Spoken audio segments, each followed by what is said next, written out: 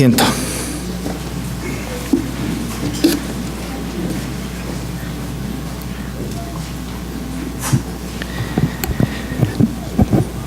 No hay duda de que el apóstol Pablo y Apolos y Pedro recibieron juicios fuertes de parte de la iglesia de Corinto. Es seguro esto. Cuando el apóstol Pablo empezó o escribió esta carta a los Corintios, lo hizo con un espíritu de edificación a la iglesia, sabiendo el apóstol que la iglesia estaba pasando por una serie de problemas muy serios que ya hemos repetido muchas veces, básicamente la unidad, que es el tema que está tratando ahora. Y abordó entonces estas cartas y empezó a escribir estas cartas no solamente como un asunto de iniciativa, aunque es posible que la primera sí, o las primeras capítulos o algunos capítulos sí, pero él estaba también reaccionando de alguna manera a aquella correspondencia que le llegaba de la iglesia de Corinto, y entonces él contestaba a la iglesia en Corinto. Él había estado ya en Corinto, pasó mucho tiempo allí, estuvo ministrando mucho tiempo en este lugar. En realidad la primera vez que él fue, quería irse, el Espíritu Santo le tiene que decir: quédate porque tengo mucho pueblo en esta ciudad.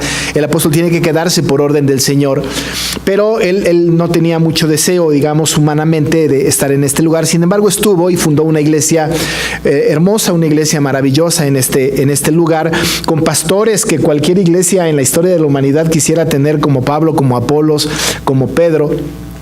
Pero la iglesia, que estaba bastante influenciada por el mundo alrededor, por un mundo helenista, un mundo idolátrico, una ciudad entregada a la idolatría, una ciudad llena de pecado, esta iglesia que estaba pues con esta mezcla de personas que venían al evangelio, muy nuevas, llegaban al evangelio, seguramente estas personas habían estado hablando de estos personajes que estaban, digamos, de alguna manera pastoreando a la iglesia y emitiendo juicios para con estas personas. Y lo sabemos porque el apóstol constantemente está diciendo: no está bien que digan yo soy de Pablo, yo soy de Apolos, yo soy de Cefas, yo soy de Cristo. Él ha dicho desde el principio y puso el fundamento, que es justamente Cristo, que la piedra del ángulo es, él ha dicho, Jesucristo. Y nosotros hemos recibido una exhortación, y la iglesia recibe una exhortación al respecto de: mire cada uno cómo sobreedifica, tengan cuidado, pongan su fundamento solamente sobre Cristo. De todas maneras, Pablo recibió diferentes críticas de la iglesia, y en este capítulo y en el capítulo 9 él va a tener, más en el 9, una defensa importante respecto de su apostolado. Pero en esta porción de la escritura podemos percibir con claridad cómo él, de una manera indirecta, sin dejar de ministrar a la iglesia, está hablando acerca de aquellos que lo juzgan, y va a dar un tema, o va a hablar de un punto muy importante que tiene que ver pues con este asunto. Lo primero que ha hecho, y que meditamos la semana pasada en este texto, es cómo él quiere que los hombres los vean a ellos, a Apolos, a Cefas, a Pablo. Y lo que está diciendo el apóstol es: téngannos los hombres como administradores, dice el apóstol, como servidores de Cristo y administradores de los misterios de Dios. Que no nos vean de otra manera, somos solo servidores. Y ya vimos nosotros que la palabra original para este tema de servidores tiene que ver un poco como sirvientes, esclavos, como aquellos afanadores, aquellos que decíamos la semana pasada. Por ejemplo, la palabra viene bien aquellos que remaban en aquellos barcos grandes y que estaban en los remos remando a un ritmo determinado, y estos remeros eran sirvientes, eran como esclavos. Y el apóstol está diciendo que así nos vean, por favor, que no nos vean pues como líderes de la iglesia, sino como servidores, como esclavos de Cristo, dice el apóstol, y deja muy claro que son servidores de Cristo, no son esclavos de la iglesia, son esclavos y servidores de Cristo. Y además tienen que verles también como administradores, por cierto, fieles, como lo dice el versículo siguiente, de los misterios de Dios. Él, Pablo, Cefas, Apolos, tienen la tarea de tener una mayordomía correcta respecto de la predicación de la palabra. Era muy importante, dice el apóstol: véanos así, como esclavos de Cristo y como administradores, pues mayordomos de los misterios de Dios. Y entonces añade: es necesario o se requiere de estos administradores que cada uno sea hallado hallado fiel, y esto habla no solamente a Pablo, a Cefas y a Apolos, pero también a toda la iglesia, que nos encuentre el Señor fieles a su palabra. El apóstol ha predicado el evangelio, ha hablado el consejo de Dios, todo el consejo de Dios. Por eso sigue diciendo el apóstol: yo en muy poco tengo el ser juzgado por vosotros o por tribunal humano. Dice: ni aún yo me juzgo a mí mismo. Y termina en el versículo 4 diciendo: porque aunque de nada tengo mala conciencia, no por eso soy justificado, pero el que me juzga es el Señor. De alguna manera les dice entre líneas a los corintios: ustedes no me pueden juzgar a mí, yo estoy con mi conciencia limpia, yo no he hecho otra cosa más que proclamar el evangelio, y aunque no por eso soy justificado, dice: el único que me juzga, que me puede juzgar, es Dios. Es muy importante, porque la iglesia en Corinto se divertía mucho, era parte de su pecado de la iglesia, se divertía mucho en hacer juicios. Yo soy de Apolos, yo de Pablo, yo de Cefas. ¿Qué habrán dicho de cada uno? Muchas cosas seguramente. Es posible que algunos hayan dicho: ¿y qué tiene de qué alegrarse Pablo? Si en realidad nosotros que seguimos a Pedro, que fue uno de los primeros discípulos de Jesús, Pedro, el que estuvo caminando con él, sí era un buen apóstol. Quizá los pablistas criticaban a los seguidores de Pedro y de Apolos, diciendo: nosotros vamos con Pablo porque el Señor lo mandó como apóstol a los gentiles. Recuerden que nosotros venimos de los gentiles. Es posible que haya sucedido esto. Algunos defensores de Apolos quizá decían: Apolos es un gran orador, no como Pablo y como Pedro. Habían conflictos y los juzgaban, y seguramente los juzgaban mucho a Pablo, a Cefas y a Apolos, particularmente a Pablo y a Apolos, porque esta es la mención que hace el apóstol. Los juzgaban mucho. Ese es el riesgo que tiene un pastor, este es el riesgo que tiene un apóstol en ese tiempo, es el riesgo que corre una persona que está en el liderazgo: ser juzgada. Cada acto cometido, cada paso, cada decisión, incluso cada predicación, cada circunstancia, el apóstol, el pastor, el líder, pues, el servidor, el administrador de los misterios de Dios es juzgado, duramente juzgado.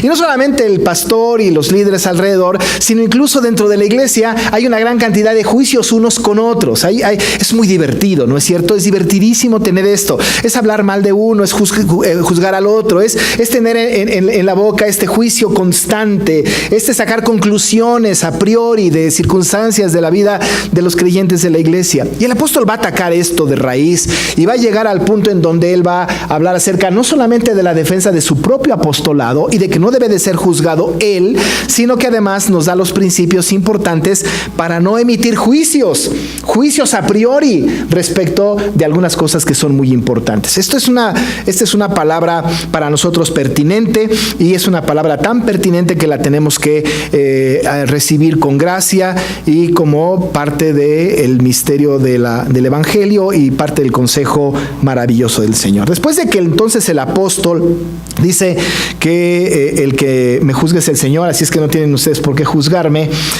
va a añadir en el versículo 5 algo importante. Y va a decir: así que, dicho lo cual, acuérdense que esta es una fase transicional, dice el apóstol: no juzguéis nada antes de tiempo. Es un imperativo en la palabra. Es una manera muy directa del apóstol Pablo para decirnos a nosotros, la iglesia, a los corintios en aquella época: no juzguéis nada antes de tiempo. Ahora déjeme decirle que el asunto de no juzgar nada es nada, ¿no? Es decir, no es no juzgues un poquito, sino es nada. No tenemos nosotros ninguna autorización, y los corintios no tenían ninguna autorización para emitir juicios respecto de los que estaban siendo líderes de la iglesia, especialmente el apóstol. No juzguéis absolutamente nada. Y nosotros nos encontramos en un dilema porque el tema de juzgar se ha convertido en un tema tan vago, y de repente hemos escuchado, yo personalmente he escuchado algunas predicaciones, incluso algunos mensajes, algunos discursos que tienen que ver con la importancia de juzgar. y que sí somos capaces de juzgar. Algunos más vamos a pasajes anteriores en donde hemos visto que el hombre espiritual no puede ser juzgado por nadie, pero él juzga todas las cosas, dijo Pablo con anterioridad cuando habló del hombre espiritual y del hombre natural. Y entonces Pablo en este mismo libro ha dicho que nosotros los espirituales juzgamos todas las cosas, pero ahora aquí el apóstol está diciéndonos que no debemos juzgar. Dice, así que no juzguéis nada antes de tiempo. ¿A qué se refiere? Cuando está hablando el apóstol Pablo de esto, está diciendo que no tenemos que juzgar nada respecto de los que sirven en la iglesia y de la iglesia misma. No debemos de juzgar nada. Ahora, no se preocupe, hermano. Habrá un tiempo. Habrá un momento en que podemos juzgar. A los que les gusta juzgar a los demás, ¿no? A los que les gusta juzgar al pastor y al anciano y al diácono y a la hermana y al hermano y a todos. Sí, hermana, sí, hermano, habrá un tiempo de juzgar. Usted me preguntará, ¿ya cuándo, pastor? ¿Terminando el culto? ¿Cuándo es este tiempo? El apóstol nos dice cuándo. Mire cómo lo dice. Así que no juzguéis nada antes de tiempo, hasta que venga el Señor. ¿Se da cuenta entonces? ¿Cuándo podemos nosotros hacer juicios? ¿Cuándo podemos nosotros criticar, hablar? ¿Cuándo nosotros podemos hacer algún tipo de juicio en este sentido? Bueno, tengamos paciencia, amado hermano. La manera, el tiempo preciso para que nosotros podamos juzgar es hasta la segunda venida de Cristo.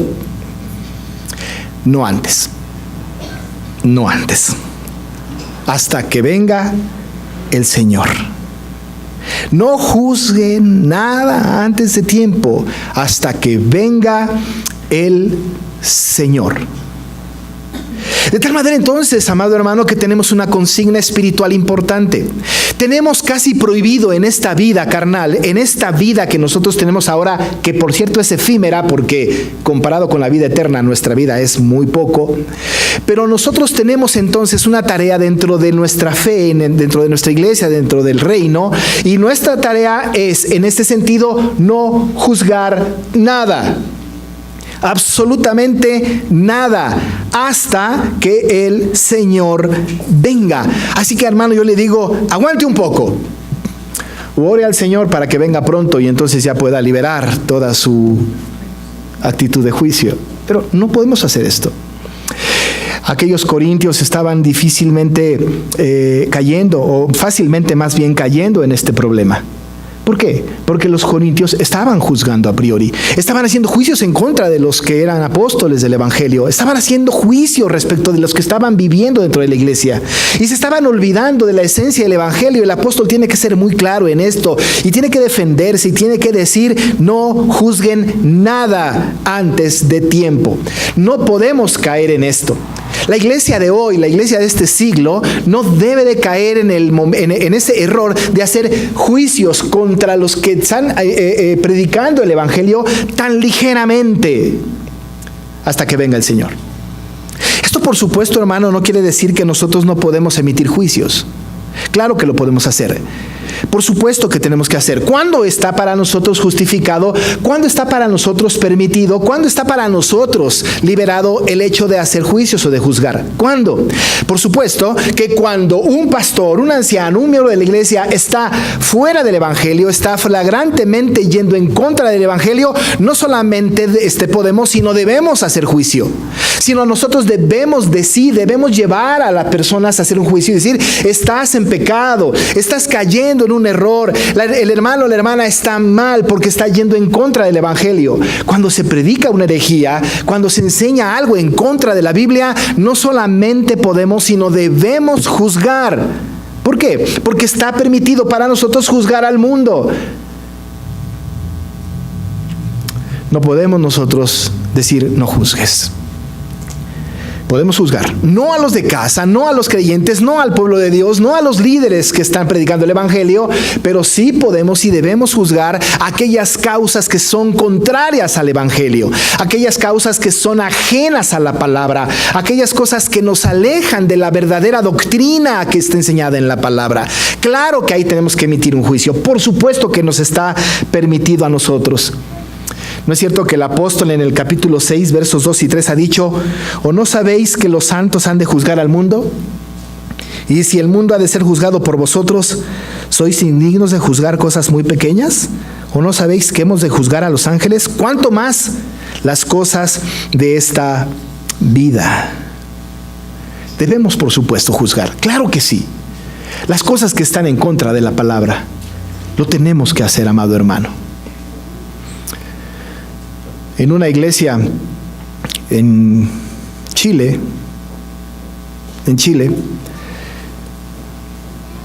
la iglesia corrió a su pastor, porque el pastor se negó a casar a una pareja de homosexuales. Y lo que le dijeron al pastor es que usted está haciendo juicios, se siente superior. Pero claro que el pastor tenía que juzgar. Pero claro que el pastor tenía que ponerse en contra de una circunstancia de esta naturaleza. Pero claro que el pastor no solamente podía, sino debía ir en contra y hacer un juicio. Eso es pecado.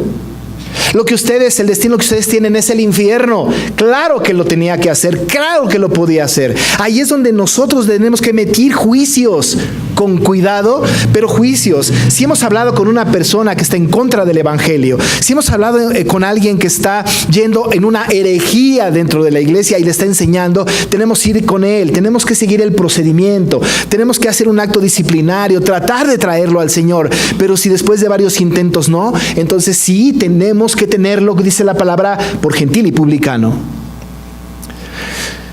La historia de Corinto es una historia semejante. La gente en Corinto empezó a juzgar a sus líderes, a la iglesia misma, pero no juzgaba al varón que se estaba acostando con la esposa de su padre. Pablo tiene que decir: júzguenlo claro. Y es más, no solamente esto, échenlo de vosotros, sáquenlo de su iglesia. Claro que tenemos que juzgar, claro que lo podemos hacer, siempre y cuando vaya en contra de lo que está estipulado en su palabra. Mientras que no, hermano, mientras que no lo podemos hacer. No le gusta cómo enseña tal o cual, no le gusta cómo predica tal o cual, no le gusta cómo se conduce tal o cual, esto no tenemos permiso para juzgarlo. No está autorizado por la palabra. ¿Cuándo lo puede hacer? No se preocupe, cuando venga Cristo. Cuando el Señor venga, entonces puede juzgar. ¿Y qué va a pasar ese día? ¿Qué va a pasar el día en que el Señor venga? Dice el apóstol: entonces Él aclarará también lo oculto de las tinieblas y manifestará las intenciones de los corazones. Y entonces cada uno recibirá su alabanza. Pablo a los romanos les dijo: en el día en que Dios juzgará por Jesucristo los secretos de los hombres conforme a mi evangelio, esto será al final del tiempo. ¿Qué pasará cuando Cristo venga? Nosotros no juzgamos, no nos juzgamos entre nosotros. Lo haremos hasta el final del tiempo, pero al final del tiempo, hermano, el juicio nuestro no será tan significativo como el de Dios. Aclarará también lo oculto de las tinieblas y manifestará las intenciones de los corazones.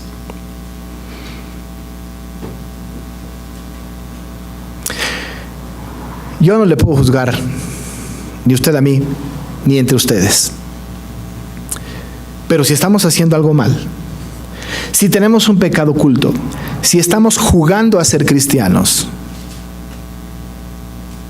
si en realidad hasta nosotros mismos nos hemos engañado en que somos salvos y no lo somos, si estamos teniendo pecados aberrantes y no queremos salir de estos pecados, si hay un pecado oculto en nuestra vida,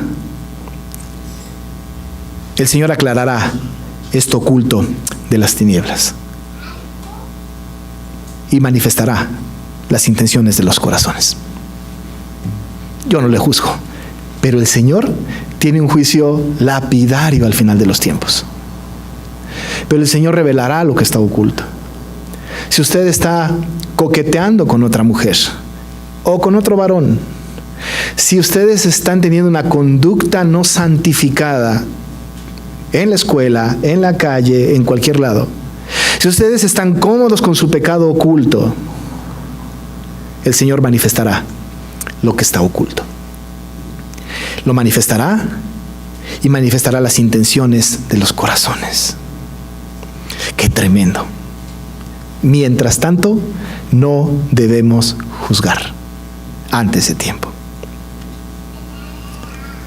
El apóstol es muy claro en esto. Está tratando de evitar que la iglesia en Corinto se convierta en una iglesia en donde haya diferentes campos de batalla, juzgándose unos contra otros. A todos ellos que están en pecado les está diciendo: un día el Señor manifestará lo que está ahí oculto, las intenciones de sus corazones, todo lo que está ahí, todo el pecado oculto, todo lo que tienen en su mente y en su corazón, el Señor lo manifestará. Amado hermano, esto es para dar terror al creyente. Porque es posible que dentro de su corazón, en su vida privada, haya un pecado oculto que no quiere quitarse. El Señor lo manifestará. Y entonces cada uno recibirá su alabanza de Dios. Evidentemente el creyente, el arrepentido, el santificado, el que busca la vida de santidad, aunque tenga pecado, pero que está luchando constantemente para vivir una vida de santidad, recibirá su alabanza. Hace algunos meses predicaba yo y decía una frase que llamó mi atención y que yo aprendí de otro lado, que decía: si no hay santificación, es muy posible que nunca haya habido justificación. Si usted no está viviendo una vida de santificación, es posible que hasta se esté engañando a sí mismo como salvo. Porque el que es verdaderamente salvo, el que ha sido justificado por Cristo, en realidad lucha para vivir una vida de santidad en santificación. Pero el Señor manifestará todo esto al final del tiempo. Por lo pronto, hermano, nuestra tarea hoy es no juzgar. Pero el versículo 7, en el 6, habla acerca de que esto lo dice respecto de él y de Apolos, y que no se hagan partidos. Pero en el versículo 7 llama el apóstol la atención a la iglesia en Corinto y le dice: porque ¿quién te distingue? Es decir, ¿quién te condecoró con la medalla del juzgador? ¿Quién te dijo a ti, quién te nombró como juzgador, como el que emite juicios? ¿Quién te distingue? A cualquier persona que venga con nosotros y nos quiera empezar a contar un chisme de otra persona, juzgándola, lo que le tenemos que decir es: a ti, ¿quién te distingue? ¿Quién te condecoró con la medalla del que juzga? ¿Quién te dio ese nombramiento? ¿Quién te nombró para ser el que juzgue todas las cosas? ¿Quién te distingue? El apóstol tiene que llevar a los corintios a este punto para decirles: ninguno de ustedes, por mucha sabiduría, por mucho conocimiento, por muchos años en la iglesia, por muchas cosas, no les han condecorado para que juzguen a nadie absolutamente. Ninguna persona creyente puede decir: yo ya puedo juzgarlos a ustedes porque tengo muchos años en el evangelio. Ninguno de nosotros puede decir: yo les puedo juzgar a ustedes porque tengo mucha sabiduría de Dios. Nadie puede juzgar absolutamente a nadie, y el apóstol le está diciendo a los corintios: y a ti, ¿quién te distingue? ¿Quién te condecoró? ¿Quién te dio la autorización? ¿Quién? El Señor no la da. El Señor ha dicho: no juzgues antes de tiempo. No juzgues. ¿Quién te distingue? Esa es una llamada de atención para los que les gusta juzgar a los demás. Esa es una llamada de atención para aquellos corintios y para nosotros, que con la primera, si alguna hermano nos cae mal, le caemos en un juicio. Casi hasta determinamos su vida eterna con Dios o con el diablo. A veces hemos llegado a decir: ni siquiera ha de ser cristiano. ¿Quién te distingue? ¿Quién?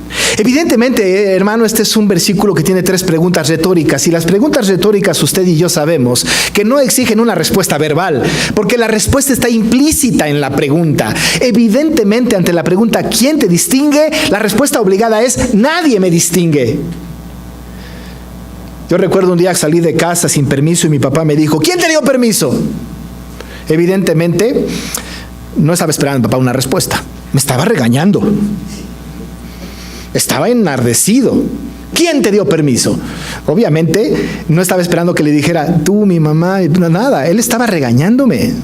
Era una pregunta retórica. Evidentemente, nadie me había dado permiso. Pero ahora el Señor a la iglesia le dice: ¿quién te distingue?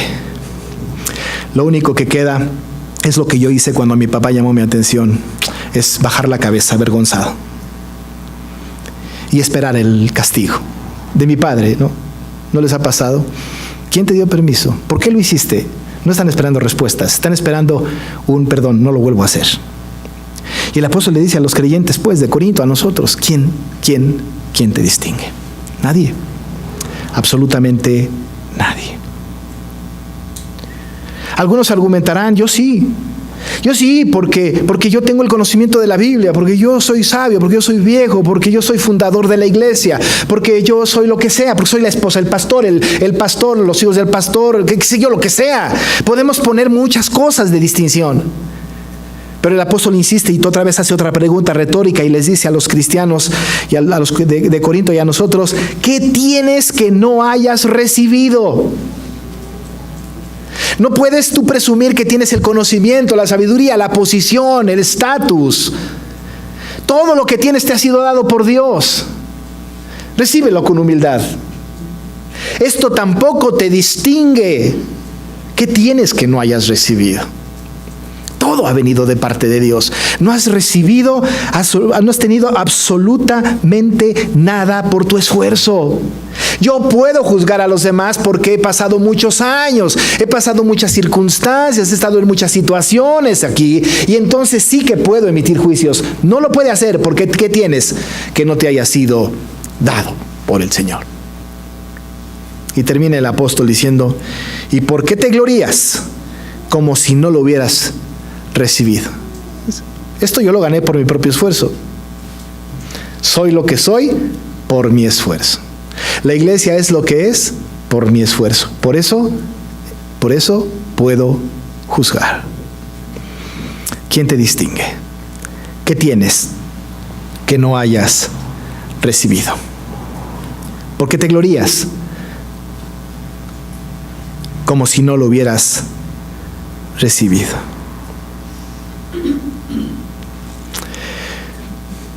El apóstol trata de llamar la atención a una iglesia que le está cayendo a juicios al apóstol y a Apolos y entre ellos. Podemos juzgar, sí, las cosas que están en contra de la Biblia, pero entre nosotros, a los que predican el Evangelio, a los que están a cargo del Evangelio, entre nosotros mismos, no juzguemos antes de tiempo. El Señor se encargará. Dejemos que el juicio sea de Él, quien sacará lo que está oculto de las tinieblas y manifestará las intenciones de los corazones. Mientras tanto, no lo hagamos, y si lo hacemos, preguntémonos, ¿quién me distingue? ¿Quién me nombró? ¿Quién me dio esa autorización? ¿Qué tengo yo? ¿Qué tengo yo que no haya recibido? Y si lo recibí, ¿por qué me glorío como si no lo hubiera yo recibido? Es importante para que una iglesia crezca. Para que una iglesia crezca sana, debe evitar el juicio. Si tiene algo con alguien que no le gusta bíblicamente, tiene que acercarse a él en el amor del Señor y hablarlo. Porque si no lo hace, cae justo en esto que el apóstol está prohibiendo. Seamos una iglesia consciente de esto. No solamente seamos oidores, sino hacedores de la palabra. Y busquemos que nuestra iglesia crezca en unidad, sin juicios, para crecer en la gracia que el Señor tiene para con su iglesia. Vamos a orar. Señor Dios,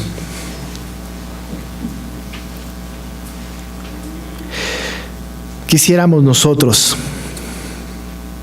que cuando tú nos hablas en tu palabra, recibir puras frases de que nos amas, de que nos perdonas, de que nos salvas, de que somos reyes, reinas, príncipes, princesas, que somos lo más importante. Pero sí nos incomoda, y no debía de ser, cuando llamas nuestra atención hacia cosas que tienen que ver con nuestra vida de santificación. Pero la recibimos con agrado. Señor, quita de nosotros cualquier juicio a priori en contra de alguien más de la iglesia o de los líderes de la iglesia, los servidores de la iglesia. Ayúdanos a distinguir cuándo sí tenemos que emitir un juicio duro en contra de aquello que se aleje de tu palabra, pero mientras que no, ayúdanos, Señor, en esto. Estamos seguros que así como nosotros juzgamos a otros, otros nos juzgan a nosotros. Pero tu palabra dice que al final del tiempo, cuando Cristo venga, revelará lo que está oculto. Manifestará las intenciones de nuestros corazones. Entonces, tu juicio divino, vendrá sobre nosotros. Los creyentes, los regenerados, los que te amamos, los que estamos verdaderamente salvos, recibiremos la recompensa de ti. Nadie nos distingue. Tú no nos has dado autorización ni nadie para juzgar. Padre, ayúdanos en esto. Lo necesitamos. Toda la iglesia en el mundo lo necesita. Te pedimos pues que tú trabajes en nuestro corazón en esta área, en el nombre de Jesús. Amén.